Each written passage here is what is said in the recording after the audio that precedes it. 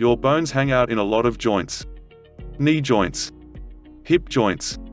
The joints in your fingers and the joints in your toes. Wherever bones meet, there is also cartilage, a rubbery, protective layer that ensures your joints bend smoothly and painlessly. But even cartilage cannot do this tremendous job alone.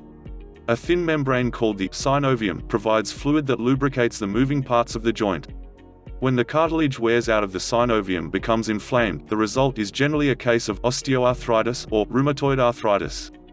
In osteoarthritis, the cartilage can be eroded so much that bone does rub on bone. Those type of arthritis develops gradually over a lifetime as a simple result of the wear and tear placed on your joints over the years. Very few people escape some degree of osteoarthritis, though the severity varies a great deal. As a matter of fact, if you are over the age of 50, you are likely to have at least one joint affected by osteoarthritis. Osteoarthritis affects men and women equally and is by far the most common type of arthritis, with almost 16 million Americans in the list. In rheumatoid arthritis, damage to the synovium is at the source of trouble.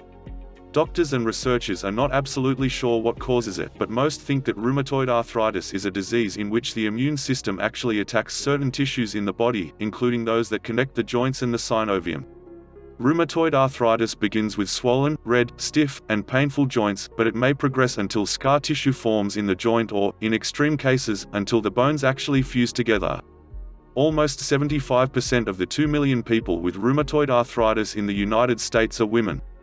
The disease can hit as early as teen years. Exercising your prevention options. Investing a little time in developing a good weight-bearing low-impact exercise and stretching plan can add up to great results when it comes to staving off arthritis pain. Strong muscles help protect the joints from wear and tear, and the movement keeps joints flexible. That is why the quest for fitness is at hand, even if you are 50 years and over.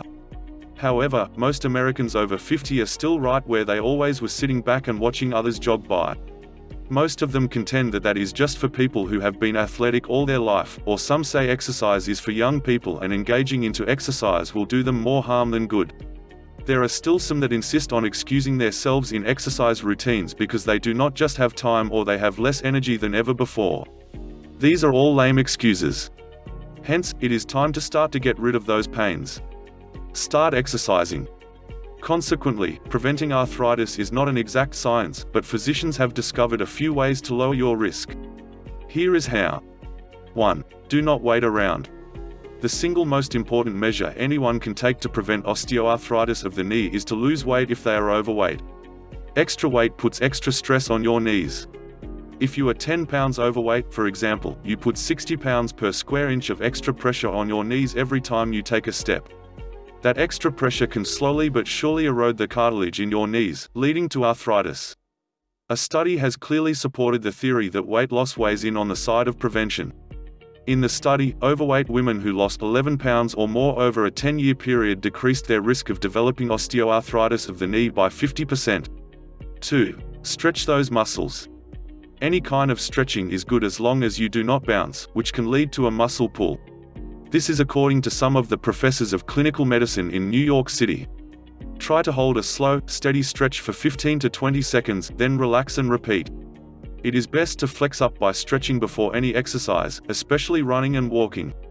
But it is also a good idea to stretch each day. Ask your doctor to teach you stretches that focus on potential arthritis trouble spots, such as the knees or the lower back. 3. Walking is always the best exercise. Take a good long walk at least 3 times a week or participate in a step aerobics or low-impact exercise routine. Maximum results.